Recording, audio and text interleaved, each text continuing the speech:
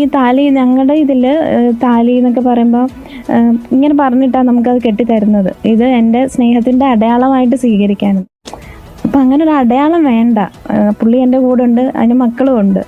അതിനിപ്പോൾ ഒരു സ്വർണത്തിൻ്റെ താലിയോ കുരിശോ അങ്ങനെ അതൊന്നും ആവശ്യമില്ല. അപ്പം ഒരു ജീവൻ രക്ഷപ്പെടുന്നെങ്കിൽ അത്രയും നല്ലതല്ലേ എന്ന് വിചാരിച്ച് കൊടുത്തത്. ക്ഷമ ഇല്ലാത്തത് കൊണ്ടാണ് ജയിലിലായത്. ജയിലിലായതുകൊണ്ട് ക്ഷമ എന്താണല്ലോ പഠിച്ചു. കഴിഞ്ഞ കുറച്ച് ദിവസമായിട്ട് സോഷ്യൽ മീഡിയയിൽ എവിടെ നോക്കിയാലും അബ്ദുൾ റഹീമാണ് അല്ലേ. ജയിലിൽ നിന്ന് ഇറങ്ങിയതിന് ശേഷം മൂപ്പര് മര്യാദക്കൊന്നും ഇരുന്നിട്ടില്ല എന്ന് തോന്നുന്നു. കാരണം എപ്പോഴും മൂപ്പര് വീട്ടിൽ ഓൺലൈൻ മീഡിയക്കാരും മാധ്യമങ്ങളും ഒക്കെയാണുള്ളത്. എല്ലാവർക്കും മൂപ്പര് ഇങ്ങനെ മാറി മാറി ഇന്റർവ്യൂകൾ കൊടുത്തുകൊണ്ടിരിക്കുകയാണ്. അല്ലെ, മൂപ്പരടുത്ത് വരുന്ന എല്ലാവരോടും മൂപ്പര് നല്ലോണം സഹകരിക്കുന്നുണ്ട് കേട്ടോ. അത് വേറെ കാര്യം. ഇന്റർവ്യൂ ചെയ്യാൻ വരുന്ന ആരെയും മൂപ്പര് മടക്കി പറഞ്ഞയക്കുന്നില്ല. എല്ലാവർക്കും മൂപ്പര് ഇന്റർവ്യൂ കൊടുക്കുന്നുണ്ട്. അതുകൊണ്ട് തന്നെ കഴിഞ്ഞ കുറച്ച് ദിവസങ്ങളായിട്ട് സോഷ്യൽ മീഡിയയിൽ ഒരു അബ്ദുൾ റഹീം മയമാണെന്ന് തന്നെ പറയേണ്ടി വരും. പക്ഷെ എങ്ങനെയൊക്കെയാണെങ്കിൽ കൂടും ഇപ്പൊ റീസെന്റ് മൂപ്പര് കൊടുക്കുന്ന ഇന്റർവ്യൂകൾക്കൊക്കെ താഴെ ചില കമന്റുകൾ വരാൻ തുടങ്ങിയിട്ടുണ്ട്. ഇതെങ്കിലും ഇന്റർവ്യൂ കൊടുക്കുന്നത് അവസാനിപ്പിക്കൂ എന്നൊക്കെ പറഞ്ഞുകൊണ്ട്. കാരണം അറിയാലോ, ഇന്റർവ്യൂ കൊടുത്തു കഴിഞ്ഞാണെങ്കിൽ എന്തായാലും നെഗറ്റീവുകൾ വരും. അതുകൊണ്ടായിരിക്കും ആളുകൾ അങ്ങനെ പറയുന്നത്. പക്ഷെ അബ്ദുൾ റഹീമിനെ സംബന്ധിച്ചിടത്തോളം അത്ര പെട്ടെന്നൊന്നും നിർത്താൻ പറ്റുന്ന ഒരു സംഗതിയല്ലേ ഇന്റർവ്യൂ കൊടുക്കുന്ന പരിപാടി എന്ന് പറയുന്നത്. കാരണം 32 കോടിയാണ് അബ്ദുൾ റഹീമിനെ മോചിപ്പിക്കാൻ വേണ്ടി സൗദി ഗവൺമെന്റിന് കൊടുത്തത് അല്ലെ. തൂക്കുകാരന് മുന്നിൽ നിന്നാണ് അബ്ദുൾ റഹീം രക്ഷപ്പെട്ടു വന്നത്. അപ്പൊ അത്രയും പണം സമാഹരിക്കാൻ ഒരു കാരണക്കാരാണ് ഇവിടുത്തെ മീഡിയാസ് തന്നെയാണ്. അവർ കൃത്യമായ ന്യൂസുകൾ നൽകിയത് കൊണ്ടാണല്ലോ ആളുകൾക്കിടയിൽ ഈ വാർത്ത കൃത്യമായി എത്തിയതും ആളുകൾ എല്ലാവരും കൂടി ചേർന്ന് 32 കോടി രൂപ സമാഹരിച്ചു കൊടുത്തതും. മാധ്യമങ്ങൾ കൃത്യമായി പണിയെടുത്തിട്ടില്ലായിരുന്നെങ്കിൽ ഒരു പക്ഷെ അബ്ദുൾ റഹീമിനെ എങ്ങനെ മോചിപ്പിക്കാൻ പറ്റില്ലായിരുന്നു. സോ അബ്ദുൾ റഹീമിന്റെ മോചനത്തിന് മാധ്യമങ്ങൾ നല്ല പങ്ക് വഹിച്ചിട്ടുണ്ട് എന്ന് തന്നെ പറയേണ്ടി വരും. അങ്ങനെയുള്ള മാധ്യമങ്ങൾ ജയിൽ മോചിതനായതിനു ശേഷം ഇന്റർവ്യൂ തരുമോ എന്ന് ചോദിച്ചു വരുന്ന സമയത്ത് അത് തട്ടിക്കളയുന്നത് തീർച്ചയായിട്ടും ഒരു നന്ദികേട് തന്നെയാണ്. അങ്ങനെ വരുമ്പോൾ ആളുകൾക്കിടയിൽ ഒരു നന്ദികേട് കാണിക്കുന്നതിനായി അബ്ദുൾ റഹീം മാറും. അതുകൊണ്ട് തന്നെ ആര് തന്റെ അടുത്ത് ഇന്റർവ്യൂവിന് വന്നാലും അബ്ദുൾ റഹീം ഇന്റർവ്യൂ കൊടുക്കുമെന്നുള്ളതാണ്. മൂപ്പര് ഒരു 3-4 ഇന്റർവ്യൂകൾ തന്നെ ഞാൻ ഇന്നലെ ഒരു ദിവസം തന്നെ കണ്ടു തീർത്ത് കേട്ടോ. പക്ഷെ അതിൽ നിന്നൊക്കെ ഞാൻ കണ്ടൊരു പ്ലസ് പോയിന്റ് എന്താണെന്ന് വെച്ചാണെങ്കിൽ മൂപ്പര് ഒന്നും അങ്ങോട്ട് വിട്ട് സംസാരിക്കുന്നില്ല എന്നുള്ളതാണ്. പറയേണ്ട കാര്യങ്ങൾ മാത്രമേ മീഡിയക്ക് മുന്നിൽ ഒന്ന് പറയുന്നുള്ളൂ. എന്ത് ചോദിച്ചാലും പറയേണ്ട കാര്യങ്ങൾ പറയൂ. അതിനപ്പുറത്തേക്ക് എന്ത് ചോദിച്ചാലും മൂപ്പര് അങ്ങ് തട്ടി മാറ്റും എന്നുള്ളതാണ്. ചിലപ്പോൾ ആരെങ്കിലുമൊക്കെ ഉപദേശിച്ച് കൊടുത്ത് കാണും, ഇന്റർവ്യൂ ഒക്കെ കൊടുക്കുന്ന സമയത്ത് ഇന്ന രീതിയിലൊക്കെ സംസാരിച്ചാൽ മതി എന്നുള്ളത്. അതനുസരിച്ചായിരിക്കണം മൂപ്പര് സംസാരിച്ചത്. എന്തായാലും വളരെ നല്ലൊരു അപ്രോച്ച് ആണെന്ന് പറയാതെ വയ്യ. എന്തായാലും ഇങ്ങനെയൊക്കെ കാര്യങ്ങൾ പോയിക്കൊണ്ടിരിക്കുന്നതിന്റെ അടുക്ക് ഇന്നലെ ഒരു വാർത്ത എന്റെ ശ്രദ്ധയിൽപ്പെടാനിടയായി. അത് വല്ലാതെ എന്റെ ഉള്ളിൽ കൊണ്ടു എന്നുള്ളതാണ്. സംഭവം മറ്റൊന്നുമല്ല, വളരെ പാവപ്പെട്ട ഒരു സ്ത്രീ ഇവര് ഷോപ്പിൽ പോയിട്ട് എങ്ങാനുമാണ് ഉപജീവനം നയിക്കുന്നത്. ഇവരുടെ ഭർത്താവ് എന്തോ കൂലിപ്പണിക്ക് പോവുകയാണ്. സ്വന്തമായിട്ട് വീടൊന്നുമില്ല, വാടക വീട്ടിലാണ് താമസിക്കുന്നത്. 2 മക്കളുമുണ്ട്. അങ്ങനെയല്ല ഈ ഒരു സ്ത്രീ 2 വർഷങ്ങൾക്ക് മുമ്പ് അബ്ദുൾ റഹീമിനെ മോചിപ്പിക്കാൻ 32 കോടി രൂപ ആവശ്യമുണ്ട്, എത്രയും പെട്ടെന്ന് എല്ലാവരും സംഭാവന ചെയ്യണമെന്നുള്ള ഒരു വാർത്ത കേൾക്കുകയാണ്. അങ്ങനെ വാർത്ത കേട്ടപ്പോൾ ഇവർ ചെയ്ത പരിപാടി എന്താണെന്ന് അറിയോ? ഇവരുടെ കയ്യിൽ ആകെ സമ്പാദ്യമായി ഉണ്ടായിരുന്ന താലിമാലയും കുരിശും അബ്ദുൾ റഹീം ഫണ്ടിലേക്ക് അങ്ങോട്ട് സംഭാവന ചെയ്തു. എന്തായാലും ഈ കാലത്ത് ഇങ്ങനത്തെ മനുഷ്യന്മാരൊക്കെ ഉണ്ടാവുമെന്നാണ് ഞാൻ ആലോചിക്കുന്നത്. എന്തോ സോഫിയ എന്നെങ്ങാനുമാണ് ഇവരുടെ പേര്. ഇന്നലെ ബിഗ് ടിവിക്കാർ ഇവരെ പോയി കണ്ട് സംസാരിച്ച് ഇവരുടെ ബൈറ്റ് പുറത്തിട്ടുണ്ടായിരുന്നു. നിങ്ങൾ എന്തായാലും ഒന്ന് കണ്ടുനോക്കി. തന്റെ ജീവിത പ്രയാസങ്ങൾക്കിടയിൽ നിന്നും സ്വന്തം താലിയും അതുപോലെ തന്നെ കുരിശും അബ്ദുൾ റഹീമിന്റെ മോചനത്തിനായി നൽകിയ ഒരു കരുനാഗപ്പള്ളിക്കാരിയുണ്ട്. വാടക വീട്ടിലാണ് നിലവിൽ. 3 സെന്റ് വസ്തു മാത്രമാണ്. പക്ഷേ ഒരു മനുഷ്യന്റെ ജീവനപ്പുറം മറ്റൊന്നുമേ ആലോചിച്ചില്ല. തന്റെ ജീവിത പ്രയാസങ്ങളൊന്നും തന്നെ ആ സമയത്ത് ആലോചിച്ചില്ല. ഇല്ല, അത് ശരിക്കും ഒരു വീഡിയോ കണ്ടിട്ടാണ് ഞാൻ അത് കൊടുക്കാനുണ്ടായ ഒരു സാഹചര്യം. എന്ന് വെച്ചാൽ ആ ഉമ്മാന്റെ കരച്ചിൽ കണ്ടപ്പോൾ എനിക്ക് ഭയങ്കരമായിട്ട് വിഷമം തോന്നി. ഒരു സ്ത്രീ പോലും താലി കൊടുക്കാൻ തയ്യാറായില്ല. പക്ഷേ ആകെ ഉണ്ടായിരുന്ന സമ്പാദ്യം അതായിരുന്നു, അതുകൊണ്ട് അത് കൊടുത്തു. അതെ, എനിക്കാണെങ്കിൽ അതിന് മുമ്പ് ഒരു ഇൻസിഡന്റ് ഒക്കെ ഉണ്ടായി. ഒരു മരണം മുന്നിൽ കണ്ട ഒരാളാണ്. അപ്പം വേറെ പൈസ ആയിട്ട് കൊടുക്കാൻ എൻ്റെ കയ്യിൽ അപ്പം ഇല്ലായിരുന്നു. അപ്പം ഞാൻ ഇതങ്ങ് കൊടുക്കുകയാണ് ചെയ്തത്. മനുഷ്യജീവനേക്കാൾ വലുതല്ല തന്റെ പ്രയാസങ്ങളെന്ന് തിരിച്ചറിവാണോ സോഫിയ അതിലേക്ക് നയിച്ചത്? എൻ്റെ ഈ താലി ഞങ്ങളുടെ ഇതിൽ താലി എന്നൊക്കെ പറയുമ്പോൾ ഇങ്ങനെ പറഞ്ഞിട്ടാണ് നമുക്കത് കെട്ടിത്തരുന്നത്. ഇത് എൻ്റെ സ്നേഹത്തിൻ്റെ അടയാളമായിട്ട് സ്വീകരിക്കാനും. അതെ, ഏതൊരു പെണ്ണിനെ സംബന്ധിച്ചിടത്തോളം സ്നേഹത്തിന്റെ അടയാളമാണ് താലിമാല എന്ന് പറയുന്നത് അല്ലേ. ഏതൊരു സിറ്റുവേഷൻ വന്നാലും ഒരു പെണ്ണ് താലിമാല ഊരി കൊടുക്കാറില്ല. പക്ഷെ അങ്ങനെയുള്ള താലിമാല പോലും ഒരാളുടെ ജീവൻ രക്ഷിക്കാൻ ഊരി കൊടുത്തിട്ടുണ്ടെങ്കിൽ ഇവരുടെ മനസ്സിന്റെ വലുപ്പമാണ് ഇവിടെ കാണിച്ചു തരുന്നത്. എങ്ങനെ സാധിക്കുന്നില്ലേ? എന്തായാലും ബാക്കി ഉണ്ടോക്കാം.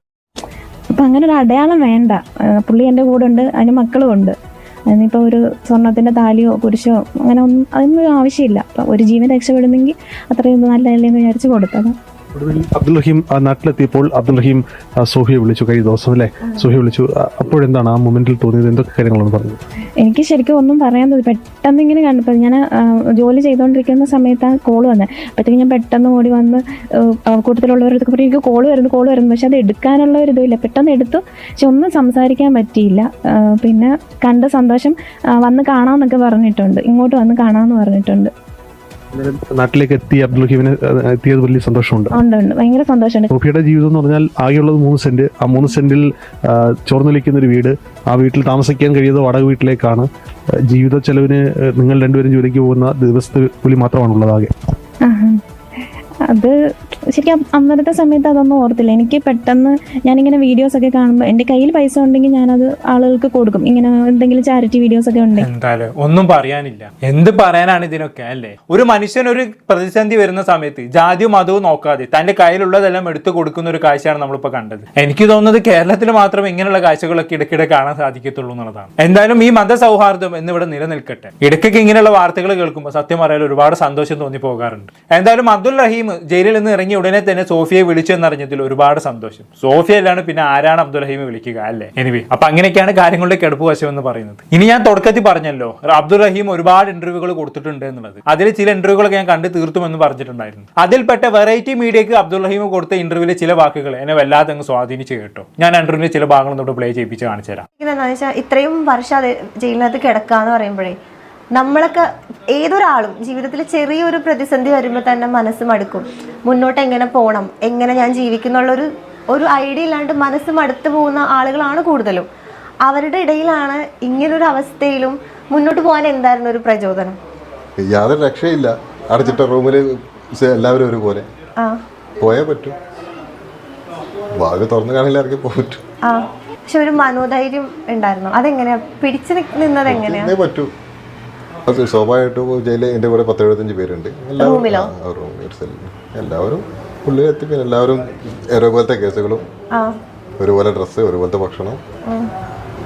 സാഹചര്യം ഒരാഴ്ച 2 ആഴ്ച കുറച്ച് ടെൻഷനും, പിന്നെ സ്വാഭാവികമായിട്ടും ഓക്കെ, അതാണ് നമ്മുടെ ആടുജീവിതത്തിലെ നജീബിനൊക്കെ പോലെ അല്ലേ? ഇതാണ് മനുഷ്യന്റെ ഏറ്റവും വലിയ പ്രത്യേകത എന്ന് പറയുന്നത്. ഒരു മനുഷ്യൻ ഒരു സ്ഥലത്ത് പെട്ടുപോകുന്ന സമയത്ത്, രക്ഷപ്പെടാനുള്ള എല്ലാ വഴികളും അടയുന്ന സമയത്ത് ആ മനുഷ്യൻ ആ സിറ്റുവേഷനുമായിട്ട് അഡാപ്റ്റ് ആവുമെന്നുള്ളതാണ്. അതാണ് നജീബിന്റെ ആടുജീവിതമാണെങ്കിലും അബ്ദുൽ റഹീമിന്റെ ജയിൽവാസമാണെങ്കിലും നമുക്ക് കാണിച്ചു തരുന്നത്. ഇപ്പൊ ആടുജീവിതത്തിലെ നജീബിന്റെ അവസ്ഥ എന്താണ്? ആടുകളെ മേയ്ക്കുന്ന ഒരു സ്ഥലത്ത് പുള്ളിക്കാരൻ പെട്ടുപോയി. പിന്നെ ഒരിക്കലും അവിടെ നിന്ന് രക്ഷപ്പെടാൻ പറ്റില്ല എന്നൊരു അവസ്ഥയിൽ വരെ കാര്യങ്ങളെത്തി. അതോടെ നജീബ് എന്തായി? ആടുകൾക്കിടയിലുള്ള ഒരു വ്യക്തിയായി മാറി എന്നുള്ളതാണ്. അതേപോലെയൊക്കെ തന്നെയാണ് നമ്മുടെ അബ്ദുൽ റഹീമിന്റെ അവസ്ഥ എന്ന് പറയുന്നത്.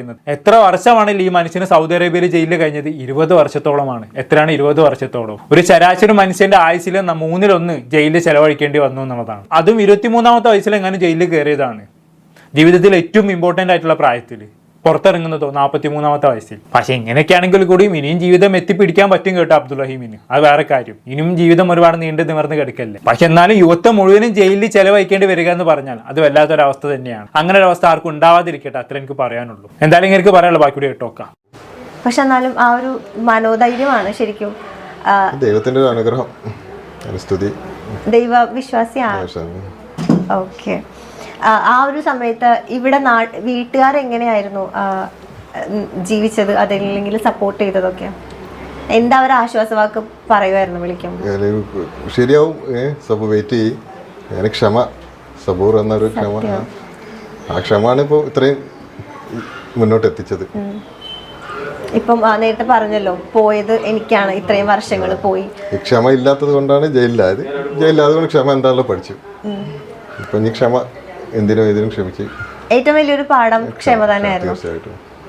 ഓക്കെ, അതാണ് ഈ ഒരു പോയിന്റാണ് എന്നെ വല്ലാതെ സ്വാധീനിച്ചത്. ഒരു നിമിഷത്തെ എടുത്തുചാട്ടത്തിന്റെ പുറത്ത് ഒരു നിമിഷത്തെ ക്ഷമയില്ലായ്മ കാരണം ജയിലാകേണ്ടി വന്ന ഒരാളാണ് അബ്ദുൽ റഹീം അല്ലേ? അബ്ദുൽ റഹീം ജയിലാവാനുള്ള കാരണം എല്ലാവർക്കും അറിയാലോ. നമ്മൾ തന്നെ 3-4 വട്ടം അതിനെ കുറിച്ച് സംസാരിച്ചു കഴിഞ്ഞതാണ്. ഇനിയും അതിനെ കുറിച്ച് പറയാൻ എനിക്ക് നല്ല ചടപ്പുണ്ട്. എന്നാലും ഞാൻ ചെറുതായിട്ടൊന്ന് പറയാം. അബ്ദുൽ റഹീം ജോലി ചെയ്യുന്ന വീട്ടിൽ കഴുത്തിന് താഴെ സുഖമില്ലാത്തൊരു പയ്യനുണ്ട്. അവൻ ജീവിക്കുന്നത് തന്നെ ട്യൂബുകളുടെ സഹായത്തോടെയാണ്. അങ്ങനെ ഒരു ദിവസം അവനുമായി സൂപ്പർ മാർക്കറ്റിലേക്ക് പോയ സമയത്ത് അവന് സിഗ്നൽ വെട്ടിക്കാൻ വേണ്ടി പറയുകയും അബ്ദുൽ റഹീം അതിന് വിസമ്മതിക്കുകയും ചെയ്തു. അതോടെ ആ പയ്യൻ എന്താക്കി? അബ്ദുൽ റഹീമിന്റെ മുഖത്തേക്ക് കാക്കിച്ചു തുപ്പി. അങ്ങനെ അബ്ദുൽ റഹീം എന്താക്കി? അവൻ വീണ്ടും തുപ്പുമെന്നായപ്പോൾ അവനെ തടയാൻ നോക്കിയതാണ്. പക്ഷെ കയറി പിടിച്ചത് അവന്റെ കഴുത്തിലുള്ള ട്യൂബിലായി പോയി. അവന് ഭക്ഷണവും മറ്റുമൊക്കെ കഴിക്കാനുള്ള ട്യൂബിലായി പോയി അവനെ കയറി പിടിച്ചത്. അതോടെ ആ ട്യൂബ് അറ്റുപോവുകയും അവൻ ഉടനെ തന്നെ മരണപ്പെടുകയും ചെയ്തു. അതിന് പിന്നാലെയാണ് അബ്ദുൽ റഹീം ജയിലിലാവുന്നത്. ഇതെല്ലാം സംഭവിച്ചത് ഒരൊറ്റ നിമിഷത്തെ റിഫ്ലക്സ് ക്രാഷിന്റെ പുറത്താണ് അല്ലേ? പക്ഷെ അതിന് അബ്ദുൽ റഹീമിന് പകരം കൊടുക്കേണ്ടി വന്നത് ഒരു ആയുസിന്റെ 1/3. ശരിക്കും പറഞ്ഞാൽ താൻ ചെയ്തതിന്റെ ശിക്ഷ ഈ ജയിലിൽ വെച്ച് തന്നെ അബ്ദുൽ റഹീം അനുഭവിച്ചു കഴിഞ്ഞു അല്ലേ? ഒരു അബദ്ധത്തിൽ സംഭവിച്ച ഒരു കൊലപാതകം, അതിന് 20 വർഷം ജയിലിലിട്ട് ശിക്ഷിക്കുക എന്നുള്ളത് ധാരാളമാണ്. മനഃപൂർവ്വമാണ് കൊന്നതെങ്കിൽ തീർച്ചയായിട്ടും തൂക്കിക്കൊല്ലുന്നത് തന്നെയാണ് അഭികാമ്യം. പക്ഷെ ഇത് മനഃപൂർവ്വമല്ലല്ലോ, ഒരു നിമിഷത്തെ ആക്സിഡന്റിൽ സംഭവിച്ചു പോയ കാര്യങ്ങളല്ലേ. അപ്പൊ അതിനുള്ള ശിക്ഷ ഓൾറെഡി മൂപ്പർക്ക് കിട്ടിക്കഴിഞ്ഞു. എനിവേ, എന്തായാലും ഈ 20 വർഷത്തെ ജയിൽവാസത്തിനുള്ളിൽ ക്ഷമ എന്താണെന്നുള്ളത് അബ്ദുൽ റഹീം നല്ലോണം പഠിച്ചു കഴിഞ്ഞു എന്നുള്ളതാണ്. ഇനി എനിക്ക് തോന്നുന്നത് അബ്ദുൽ റഹീമിനെ സംബന്ധിച്ചിടത്തോളം ആരെങ്കിലും അബ്ദുൽ റഹീമിന്റെ മുഖത്ത് അടിച്ചാൽ പോലും അബ്ദുൽ റഹീം തിരിച്ച് പ്രതികരിക്കില്ല എന്നുള്ളതാണ്. കാരണം ഒരു തവണ അങ്ങനെ പ്രതികരിച്ചതിനാണല്ലോ 20 കൊല്ലം ജയിലിൽ പോയി കിടക്കേണ്ടി വന്നത്. എന്തായാലും ക്ഷമ എന്താണെന്നുള്ളത് അബ്ദുൽ റഹീമിന് ജീവിതം തന്നെ അങ്ങ് പഠിപ്പിച്ചു കൊടുത്തു എന്നുള്ളതാണ്. അത് കാണുന്ന നമുക്കും ഒരു പാഠമാണ്. ഇനി മാതൃഭൂമി ന്യൂസിൽ അബ്ദുൽ റഹീം ചില കാര്യങ്ങൾ പറയുന്നുണ്ട്. നമ്മൾ എന്തായാലും അന്ന് കണ്ടോക്കാം. കൂടെയുള്ള ആളുകൾക്കൊക്കെ ഈ വധശിക്ഷ ഒക്കെ നടപ്പാക്കിയിട്ടുണ്ടാവുമല്ലോ നിങ്ങളവിടെയുള്ള സമയത്ത്. അന്ന് അതൊക്കെ നിങ്ങൾ അറിയുന്നുണ്ടാവോ? ചിലർക്ക് കൊണ്ടുപോകുന്നേ അറിയാൻ പറ്റും, ചിലർക്ക് കൊണ്ടുപോകുന്ന സമയത്ത് അറിയാൻ പറ്റും. അറിയോ നിങ്ങൾ ചെയ്തു ഇങ്ങനെ ആളുകളെ ചെയ്തു എന്നൊക്കെ? അതൊക്കെ അതിന് ഒരു മാസം മുമ്പ് അറിയാൻ പറ്റും. അതിന്റെ മുമ്പ് പേപ്പർ വർക്കുകളെല്ലാം ശരിയാക്കാനും ഫോട്ടോസ് എല്ലാം എടുക്കും, ഫിംഗർ എല്ലാം എടുക്കും. ഏത് ദിവസം എന്നുള്ളത് ചില ആൾക്ക് മനസ്സിലാവില്ല. ചിലപ്പോൾ അടുത്ത ആഴ്ച ഉണ്ടാവും, ഏത് നിമിഷം ഉണ്ടാവും. പിന്നെ അതെല്ലാം റെഡി ആയിരുന്നു. അവസാന നിമിഷം ഫോട്ടോ എടുക്കലും ഫിംഗർ വെക്കലും എല്ലാം കഴിഞ്ഞ് നിൽക്കുകയാണ്. ലാസ്റ്റ് സ്റ്റേജിലായിരുന്നു. ആ സമയത്താണ് എന്റെ കൂടെ എടുത്ത ഫിംഗർ എടുത്തിലെ ഒരുപാട് ആൾക്കാരെ വധിച്ചു നടപ്പാക്കിയാണ്. അത് വല്ലാത്തൊരവസ്ഥ തന്നെയാണ് അല്ലേ. എല്ലാ പ്രൊസീജിയറും കഴിഞ്ഞ് ഈ നാളെ തൂക്കിലേറ്റും മറ്റന്നാൾ തൂക്കിലേറ്റും എന്ന് വിചാരിച്ച് ജീവിക്കേണ്ടി വരിക എന്ന് പറഞ്ഞാണെങ്കിൽ അത് വല്ലാത്തൊരു ഗതികെട്ട അവസ്ഥയാണ്. അങ്ങനെയുള്ള ജീവിതത്തിൽ നിന്നാണ് അബ്ദുൽ റഹീം രക്ഷപ്പെട്ട് തിരിച്ചു വന്നത്. ലക്ക് എന്നൊക്കെ പറയുന്ന ഇതാണ് മക്കളെ. ബാക്കിയുടെ കണ്ടോക്കാം. നമുക്ക് അറിയാത്തതുകൊണ്ടാണ്. ഇപ്പൊ ഇവിടുത്തെ ആളുകൾക്കും വലിയ പരിചയം ഉണ്ടാവില്ല. എങ്ങനെയാണ് അവിടുത്തെ വധശിക്ഷ, അതിന്റെ മുന്നോടിയായിട്ടുള്ള കാര്യങ്ങളൊക്കെ എങ്ങനെയൊക്കെയാ? അത് ആർക്കും കാണാൻ കഴിയില്ല. ഇപ്പോൾ ഒരു വ്യക്തിയാണ് അവനെ മാത്രം കൊണ്ടുപോകുന്നത്. പിന്നെ ആ വ്യക്തി തിരിച്ചു വരൂല, എന്നെ പറയാനുള്ള അവസരം നൽകില്ലല്ലോ. ഞാൻ ചോദിക്കുന്നത് ഇപ്പൊ നാളെയാണ് ഒരാളുടെ എങ്കിൽ ഇന്ന് അതിന്റെ മുന്നോടിയായിട്ടുള്ള പ്രൊസീജിയറോ അങ്ങനെ ഒന്നും ഉണ്ടാവില്ല. അത് ഒരു മാസം മുമ്പേ അല്ല 2 മാസം മുമ്പേ ഫോട്ടോസും മറ്റേ ഫിംഗർ പ്രിന്റ് എല്ലാം ശരിയാക്കും. പിന്നീട് 6 മാസത്തിന്റെ ഉള്ളിൽ ഇപ്പൊ നാളാണ് സമയത്ത് ആ സമയത്ത് അവർ വന്ന് വിളിക്കും. ചിലപ്പോൾ ഒരു ദിവസം മുമ്പ് വരും, പക്ഷെ അവനോട് പറയില്ല. മറ്റുള്ള ഒരു 2-3 ഉദ്യോഗസ്ഥന്മാർ വരും. എന്താണ് എൻ്റെ പേര്, എന്താ എൻ്റെ പേര്, എന്താ പ്രശ്നം ഒക്കെ ഹാലാണ് നോക്കിയിട്ട് പോവും. ഒന്ന് സ്കെച്ച് ഓരോ സമയത്ത് ഓരോ മോഡലാണ് സ്കെച്ച് എടുത്തത്. ആ സമയമാകുമ്പോൾ ഒന്ന് വിളിക്കും. ചിലപ്പോൾ വന്ന് വിളിക്കും ഡോറിലോട്ട്, അല്ലെങ്കിൽ അകത്ത് വന്നിട്ട് എടുത്തോണ്ട് പോകും. ഈ വധശ്രമ കേസിൽ കുറച്ചുകൂടി സ്ട്രിക്റ്റ് ആണോ അവിടെ കാര്യങ്ങൾ? ഇപ്പൊ എല്ലാ കേസും തന്നെ സെപ്പറേറ്റ് ആക്കി. ആദ്യം ഒരുമിച്ചായിരുന്നു, ചെറിയ കേസും വലിയ കേസും. ഇപ്പം വധശിക്ഷയുള്ള കൊലപാതക കേസെല്ലാം സെപ്പറേറ്റ് ആണ്. പിന്നെ നമ്മൾ കുറേ കാലം ജയിലിൽ കിടന്നപ്പോഴേ ഇനി രക്ഷപ്പെടില്ല എന്നുള്ളൊരു തോന്നല് വന്നിട്ടുണ്ടാവുമല്ലേ മനസ്സിലെ? അപ്പൊ അതിനെ നിങ്ങൾ പാകപ്പെടുത്തിയിട്ടുണ്ടായിരുന്നോ മനസ്സിൽ പറഞ്ഞിട്ട് ഇനി രക്ഷപ്പെടുത്തിയിട്ടുണ്ടാവില്ല? തവക്കൽ തലല്ല എന്ന് പറഞ്ഞ് വരുന്നിടത്തേക്ക് കാണാം.